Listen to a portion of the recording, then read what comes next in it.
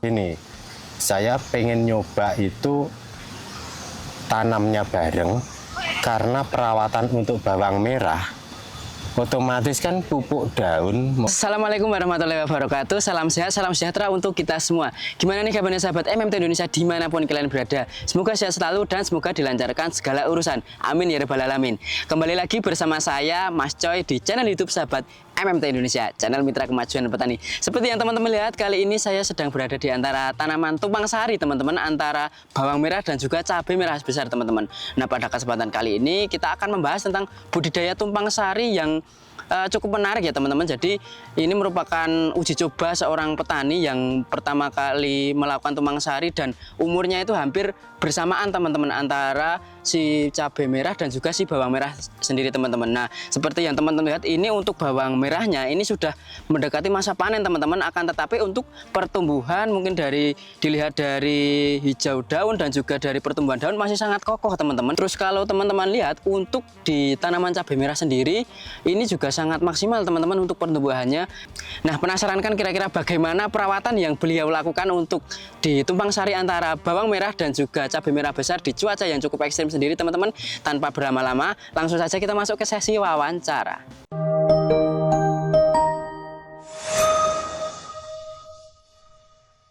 Baik sahabat MMT Indonesia dimanapun kalian berada, seperti yang sudah saya katakan di awal tadi, kali ini kita akan membahas tentang budidaya tumpang sari teman-teman antara bawang merah dan juga cabai merah besar. Nah, berhubung di samping saya udah ada sang pemilik lahan, monggo Bapak perkenalan diri dulu. Wah, iya. Oke, terima kasih. Perkenalkan, nama saya Rowi. Saya di sini sebagai petani ini tumpang sari. Ini sebenarnya coba-coba Mas. Coba-coba itu biasanya kan kayak tanaman cabai itu biasanya nyusul agak belakangan. Cuman ini nanamnya sama bawang merah, kita nanamnya itu bareng. Bareng berarti ini Pak ini tanamnya itu. Jadi saat ini dengan Bapak Rowi nggih panggilannya. Kalau boleh tahu alamatnya pundi Pak niki Pak? Alamatnya sini ini untuk lokasi Kembang Hargomulyo, Kecamatan Kerambi, Kabupaten Ngawi. Dan kalau kita lihat sini udah agak dataran tinggi nggih Pak nggih. Katosnya niki udah mepet gunung nggih Pak nggih. Mepet Gunung Lawu nggih Pak nggih. Jadi udaranya sepoi-sepoi juga nggih Pak nggih. Dan kaitannya dengan tadi juga Pak Rowi sudah sempat menjelaskan kali ini itu budidayanya tumpang sari antara bawang merah dan cabai merah besar itu coba-coba nggih Pak nggih. Ya. Kalau coba-coba yang Pak Rowi maksud itu gimana Pak? Mungkin bisa dijelaskan dulu Pak. Iya. Maksudnya coba-coba gini Mas. Biasanya kita petani di sini itu nanamnya kan kalau tumpang sari itu nanamnya kan bawang merah dulu ditanam. Nanti bawang merah umur sekitar kurang lebih 30 hari itu baru disusul tanam cabai merahnya ini, cabai merah besarnya ini. Jadi kan istilahnya nanti bawang merahnya panen duluan, cabainya baru nyusul kan, baru perawatan gitu, pertumbuhan. Cuman saya mikirnya gini, saya pengen nyoba itu tanamnya bareng karena perawatan untuk bawang merah otomatis kan pupuk daun, mulai spraynya, mulai istilahnya kocor, penanganan hama, semua itu kan sama. Jadi kalau umurnya sama, otomatis mulai dari spray, dosisnya itu kan kita bisa sama. Jadi kalau tanamnya nggak sama, otomatis dosis bawang merah ibaratnya tanam duluan. Jadi dosisnya harusnya tinggi, sedangkan tanaman cabenya yang baru nyusul, itu kan umurnya baru masih kecil ngoten. Masih kecil gitu nggih Pak nggih. Masih kecil tapi sudah ditembak pakai dosis yang besar tinggi karena kena bawang merah tadi gitu. Karena ngejar yang di perawatan bawang merahnya tadi. Terus kalau untuk alasannya Pak mungkin di tumpang sari antara cabai merah besar dan bawang merah ini, alasan Pak Rowi sendiri apa sih Pak kira-kira? Alasannya ya kita ini sebenarnya penyemangat sebenarnya. Penyemangat Pak. Ya. Karena rata-rata di sini kan petani yang nanam sejenis holdi kayak gini rata-rata kan masih muda-muda kan. Jadi masih muda itu secara otomatis kebutuhan pasti tinggi. Mulai biaya apa aja yang doyan merokok ya pasti rokok harus ada. Iya. Minimal ke sawah itu bak motor bensin harus ada. Harus ada juga nggih. Terus handphone kalau nggak ada pulsa sekarang kan nggak bisa dipakai ibaratnya kan. Berarti sebenarnya penyemangat biar semangat kita nanam ini nanti hasilnya biar bisa maksimal. Terus istilahnya apa ya? Ya kita itu judulnya ya ini intinya ekonomi. Ekonomi. Jadi iya. yang diharapkan dengan alasan untuk melakukan tumpang sari itu lebih ke penyemangat agar menghasilkan ibaratnya bisa mencukupi kebutuhan ekonomi yang lebih gitu nih Pak Ki. Betul. Jadi ibaratnya dalam satu lahan itu kalau biasanya hanya satu tanaman itu menghasilkan ibaratnya di kisaran 50%, nah dengan adanya dua tanaman itu bisa menghasilkan 100% gitu nih Pak, yang untuk mencukupi kebutuhan sehari-hari gitu nggih. Perawatan agak ringan. Nggih. Terus masa menunggu untuk masa panen kita kan nggak lama nunggunya. Ibaratnya kayak sekarang ini bawang merah sudah umur 60 hari. Sudah waktunya dipanen, tinggal nunggu deal harga sama penetas lah. Terus sedangkan umur cabai ini sekarang sudah 64 hari karena kita tanam duluan, beda 4 hari. Oh, hanya beda selisih 4 hari aja ya. Tapi kan 4 hari itu bukan waktu yang sangat lama sekali ya Pak. Enggak. Nah, sedangkan ini nanti bawang merah dipanen berarti umur cabai sudah paling enggak ya 60 lebih. Nggih. Kita tinggal nunggu kurang lebih 1 bulan cabai ini sudah siap panen. Nah, dalam waktu 1 bulan itu kita udah dapat hasil panen dari bawang merah. Sebulan kemudian kita udah dapat hasil panen dari cabai merah besar dengan biaya operasional perawatan yang sudah minim dari awal ke bawang merah. Nggih, Pak, nggih. Dan kalau untuk ngomong-ngomong untuk bawang merah dan juga cabai merah besarnya Pak. Untuk bawang merah sendiri ini tanamnya varietas apa Pak ini Pak? Ini varietas tajuk. Tajuk nggih. Thailand Nganjuk. Iya, betul. Dan kalau untuk cabai merah besarnya varietas? Cabai merah besar ini ada 2 jenis.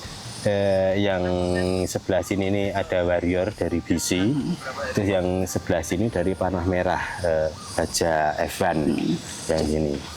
Oh, jadi kalau untuk di cabai merah besarnya ada 2 varietas nih Pak. Iya. Yang satu ada Warrior, yang satu ada Baja. Dan kalau untuk totalan populasi yang cabai merahnya cabai merah besarnya ini kurang lebih berapa populasi Pak? 5.000 nyampe 6.000 batang di sini. 5.000 sampai 6.000 batang. Dan kalau untuk bawang merahnya Pak, itu kemarin membutuhkan bibit berapa kuintal atau berapa kilo Pak? Ini untuk bawang merah ini masuk bibit kurang lebih 1 kuintal. 1 kuintal nggih. Ya. Dengan luas lahan ini sebenarnya cuma 18 are. Kenapa bisa muat bawangnya bisa 1 kuintal, terus cabenya bisa muat 5.000 sampai 6.000 batang? Ya karena kita atur bedengan. Bedengannya ini jarak tanam cabenya ini 40. Ini jarak cabenya 40 nggih. Ya, bawang merahnya 20-20. Kenapa bisa muat banyak? Ya mungkin kalau orang lain mungkin nggak percaya. Tapi kalau lihat lokasi di lapangan sini mungkin masuk akal. Karena ini jarak antar bedeng ini cuman 30 cm kurang lebih. 30 cm Pak? Betul. Ini sebenarnya nggak layak kalau untuk cabai.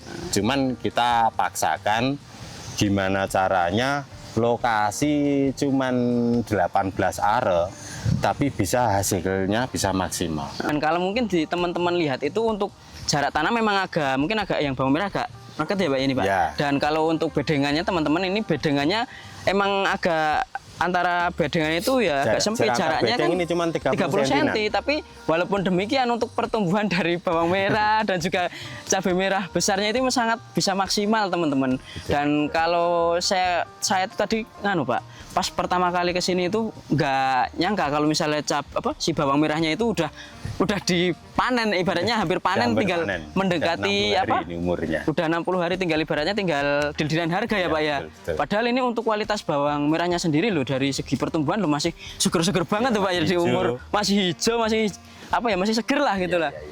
Nah mungkin kalau untuk perawatan di tanaman ya Pak ya, mungkin dari awal pengolahan lahan dulu Pak. Untuk pengolahan lahan yang Pak Rowi lakukan itu gimana sih Pak? Untuk pengolahan lahan itu kalau nanam sebenarnya kunci utama itu olah tanah ya. Karena olah tanah itu paling utama. Tanaman bisa subur kalau di sini, khusus yang pengalaman yang saya lakukan itu istilahnya kalau tanpa olah tanah hasilnya juga kurang maksimal. Karena nutrisi dalam tanah itu setiap satu musim tanam otomatis kan berkurang. Sudah habis dimakan tanamannya. Betul. Gitu nggih Pak nggih. Jadi setiap kali musim tanam kita harus olah tanah. Sedangkan olah tanah ini untuk pupuk dasar kalau daerah pegunungan di sini ini 50-50 Mas. Istilahnya separuh-separuh itu kimia juga pakai, kompos, kohi itu harus. Di pupuk dasarnya itu yang Pak Rawi keluarkan itu berapa kilo dan mungkin apa saja sih Pak yang di pupuk dasar ini? Ya untuk kimia kita pakai fosfat. Ya untuk merek dagang banyak sebenarnya. Itu 1 kuintal 2 karung. Terus untuk NPK-nya itu 1 karung yang 50 kilo. Terus untuk dolomit 16 karung. Terus untuk kohi kompos itu sekitar 60-70 karung. Ini jumlah bedengan ini sekitar 86 bedeng. 86 bedeng ya? Iya, semuanya di sini. Kalau untuk lebar bedeng berapa ini Pak? Kalau ini lebar bedengan 115. 115. Jadi ngikuti lebarnya si mulsa. Mulsa nggih. Betul. Terus jarak antar bedeng ini kurang lebih 30 cm. Antar bedengan ini. Ininya. Itu tadi untuk kebutuhan pupuknya ya Pak ya? Iya, betul. Berarti kalau untuk ini Pak, untuk lahan sendiri kemarin ini merupakan lahan bekas atau termasuk lahan baru Pak kemarin Pak? Ini kebetulan lahan bekas. Saya sendiri ini nanam di sini sudah 4 atau 5 tahun yang lalu. Kebetulan tanamannya cuma di rolling aja kalau tanaman. Ya cabai, bawang merah, mungkin sayuran yang lain itu kayak sawi dan lain-lain gitu. Berarti kurang lebih dari 4 sampai 5 tahun ya Pak ya itu. Ya. Untuk lahan ini digunakan olah tanam gitu nggih. Iya betul. Itu mungkin tetap ada perlakuan lahan terus ya Pak ya. Tetap Betul. ada pengolahan lahan setiap Betul, kali betul. Ada tanaman baru itu Pak. Iya, iya. Kalau untuk bedengan tetap sama atau di rolling Pak? Bedengan sama. Tetap sama. Sama. Berarti Selama 4 tahun tahun itu nggak pernah bedengannya kita gini aja terus, ubah, Pak? nggak pernah. Posisi bedengannya ya ini, jumlah bedengannya ya sama ya 86 bedeng itu jumlahnya. Jadi habis mulsa itu sama. Dari Sama, awal gitu? sampai sekarang kan, oh ya orang bedengannya nggak pernah rubah. Kalau untuk perawatan sendiri gimana Pak ini Pak? Mungkin dari hama Pak? Untuk perawatan hampir sama ini. Kebetulan yang saya pelajari, yang saya alami untuk hama, untuk tanaman bawang sama cabai itu rata-rata sama. Dari mulai ulat, kutu-kutuan itu sama sebenarnya. Untuk tahap penyerangan hamanya sama. Terus untuk mengatasi itu semua ya obat-obatan kayak insek, kayak bungi itu ya hampir sama jenisnya. Oh, jadi hampir antara Yang perawatan nggak ada yang kita dibedakan. pisah nggak ada. Berarti antara misalnya untuk insek dan fungi untuk bahan aktif antara si cabai merah besar dan juga bawang merah ini sama Pak? Sama. Oh, kalau mungkin untuk insek dulu Pak. Kalau insek biasanya yang dimasukkan apa aja sih Pak di tanaman ini Pak? Kalau insek kita ya karena tanamannya ada cabai, jadi untuk bahan aktif abamectin itu wajib. Tetap masuk ya Pak ya? Ya kayak confider, kayak avider itu masuk karena kutu-kutuan untuk bawang merah itu yang biasanya di Nganjuk itu dibilang apa itu hama gurem. Itu kalau di sini orang di sini bilangnya ya sejenis kutu-kutuan kayak wereng lah. Jadi yang menyerang tanaman cabai yaitu yang kita hajar. Jadi nanti efeknya tanaman bawang merahnya juga aman. Kalau untuk penggunaan insek itu di rolling berapa hari sekali Pak? Kalau di tanaman khususnya budidaya tumpang sari seperti ini Pak? Kalau ini untuk kebetulan untuk insek itu kita tiap hari kita kan ke lahan. Jadi kita teliti bukan hanya cuman ditengok terus pulang gitu enggak. Kita harus lihat kondisi tanaman. Jadi kalau sekiranya ada kayak ulat, terus kayak kutu-kutuan ada, itu minimal itu 2-3 hari itu kita spray, ya kan. Jadi kalau tanamannya aman ya 3-4 hari nggak apa-apa lah. Dan kalau misalnya ada kayak serangan ulat itu di bawang merah Pak biasanya, Ya. itu kalau untuk pengendalian bawang merah biasanya gimana sih Pak? Untuk ulat, untuk bawang merah kita ya ada insek sebenarnya. Inseknya itu kita rolling juga. Jadi insek itu kita nyepray untuk khusus bawang merah Jadi walaupun kena untuk tanaman cabai, malah efeknya bagus. Jadi ulat itu nggak naik ke cabai. Nggak naik ke cabai ya Pak ya? Betul. Kalau kita bisa ngatasin ulat bawang merah, otomatis cabai itu nggak bakalan ada ulatnya. Karena ulat cabai lebih mudah dibunuh daripada ulatnya bawang merah. Daripada di ulat Karena bawang ulat merah. bawang nggih. merah itu ngumpetnya di dalam daun. Betul. Terus dia ulat bawang merah itu kalau udah makan daunnya itu kayak kebal dia kena insek Insek. itu. Tapi kalau ulat cabai walaupun makan daun cabenya kena insek dengan dosis kecil itu pun bisa mati. Kalau untuk insek yang digunakan untuk ulat itu biasanya apa aja sih Pak? Kalau dari Pak Rawi sendiri rollingannya itu? Insek untuk rollingan kita pakai Virtaco, pakai terus Incipio itu ada, Simegra ada, pakai terus kayak Brufrea pakai.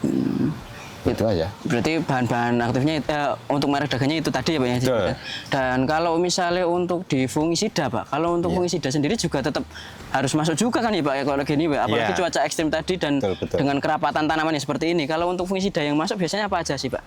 Fungisida kita pakai Mancozeb yang kontak itu. Mancozeb bisa di bisa Beyond M juga bisa, tapi harganya lumayan. Iya. Jadi kalau untuk di fungi ya Pak ya, di fungi ada pemberian Mancozeb dan juga ada kayak seperti ada Beyond M, dan kalau kayak Antrakol itu sudah masuk Pak? Masuk, itu masa pertumbuhan kalau kita makainya. Masa pertumbuhan kalau di sini itu kita wajib pakai untuk menyesuaikan umur bawang merah. Bawang merah itu kalau umur 0 HST nyampe 30 HST itu kita masih pakai Antrakol karena dia mengandung zinc. Jadi masa pertumbuhannya bagus ya. Lebih bisa juga memacu di pertumbuhan juga nggih Pak? Untuk mengurangi pucuk kuning. Tapi setelah 30 HST kita makainya Mancozeb. Kita pakai kebetulan ya kan. Ini sedikit saya tambahi. Biasa orang yang nanam bawang merah biasanya pakai ZBT yang tinggi. Contoh merek dagangnya itu yang kayak Remasol P. Iya, Remasol P. Itu untuk menekan tanaman biar nggak terlalu tinggi, popornya besar, kaku. Ya. Berhubung ini tanamannya tumpang sari, saya nggak pakai. Oh, nggak pakai berani. malah? Nggak berani. Iya. Itu kenapa mungkin Pak? Ya nanti mempengaruhi pertumbuhan untuk cabai. Cabai nggak bisa naik, nggak bisa ini. Nggak bisa maksimal gitu Fokusnya itu nggak ini berhenti dia kayak Macet berhenti ya, berarti ya, kayak setengah macet gitu, nggak bisa subur.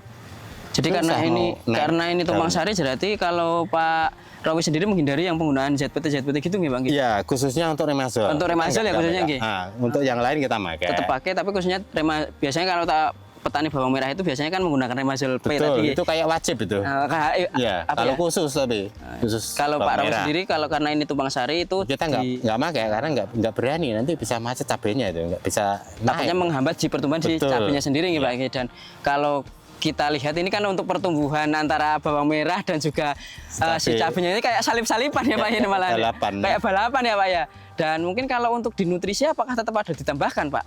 Ada, kalau nutrisi kita cuma sedikit aja ini, soalnya nggak berani banyak-banyak karena musimnya musim hujan, jadi mengurangi perkembangan jamur untuk di tanaman bawang merah karena terlalu rapat. Iya. Ini kalau dilihat dari tanaman bawang merah sama cabai ini kan, Dan kita makanya cuman kayak produknya kayak Kalha, Oke.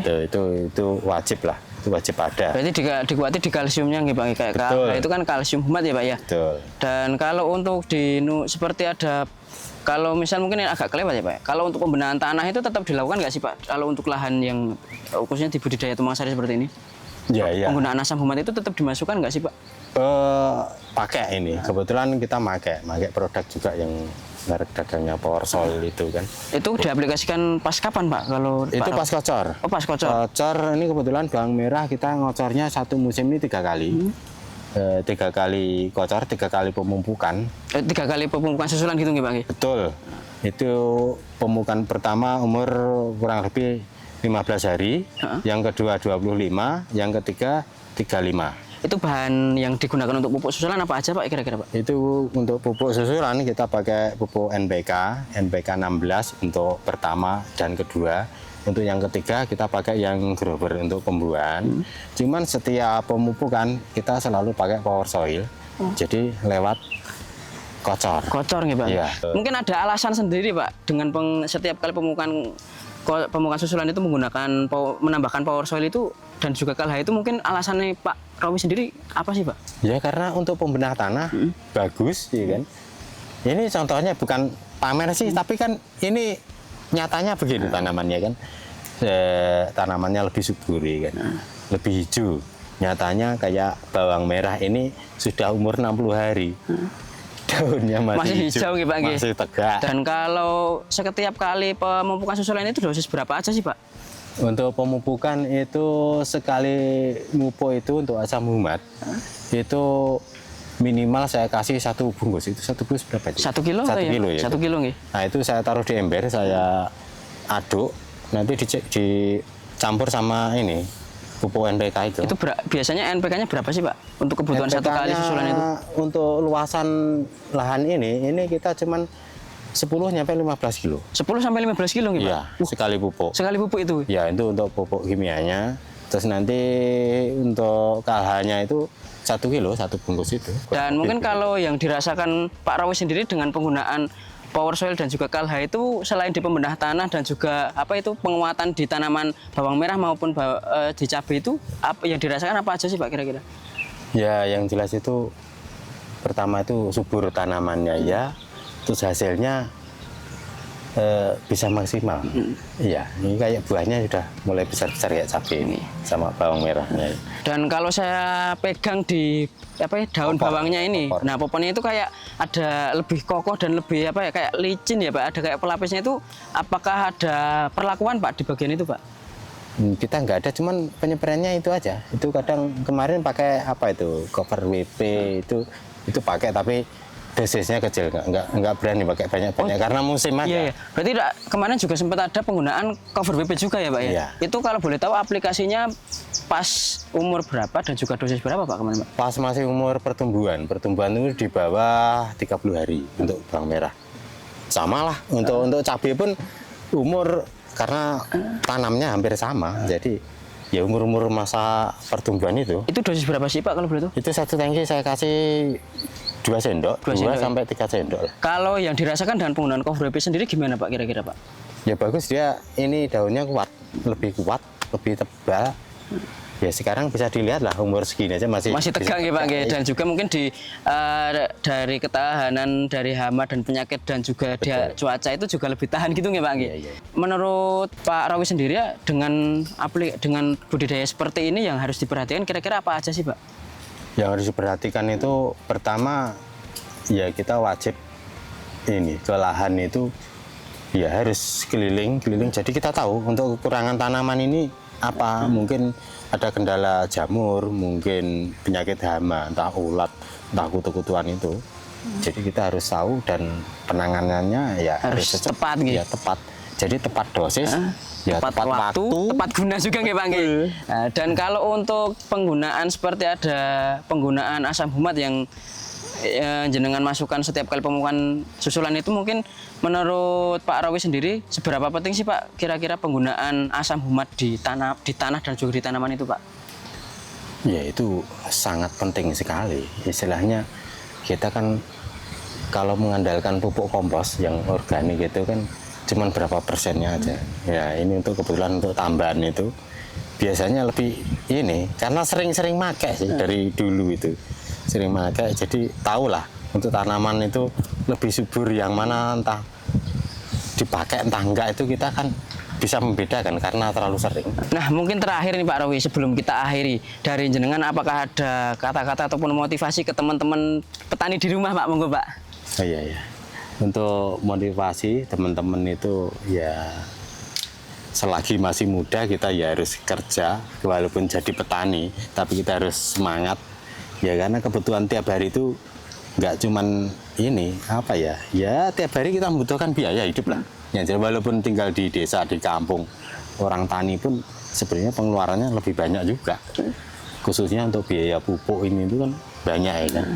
Ya kalau bisa gimana caranya lahan seberapapun luasnya kita harus bisa bikin maksimal. Maksimalkan hasilnya gitu nggak, Pak?